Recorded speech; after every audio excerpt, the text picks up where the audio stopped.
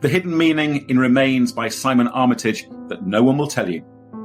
Most people think this is just a war poem. It isn't. It's a haunting confession. In Remains, Simon Armitage explores the brutal aftershocks of violence. But what's the real message buried beneath the surface?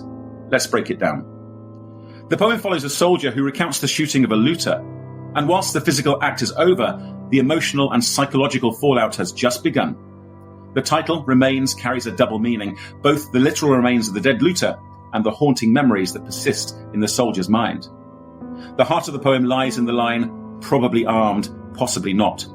Probably justifies the killing, whilst possibly casts doubt, suggesting that the looter may have been unarmed. The soldier's uncertainty gnaws at him, creating a moral ambiguity that lingers in his conscience. Myself and somebody else, a chain of comrades. This repetition reflects the shared responsibility, but the use of the indefinite pronoun somebody also suggests an attempt to blur accountability. The speaker describes his comrade tossing his guts back into his body, a brutal, almost casual act that reduces the dead man to an object, dehumanizing the victim. But here's the thing. When the speaker returns home, he blinks and the looter bursts again through the doors of the bank. He cannot escape the recurring trauma. Despite being physically removed from the conflict, his mind remains a battlefield. And the looter's image is dug in so deeply that no amount of drink and drugs can flush him out.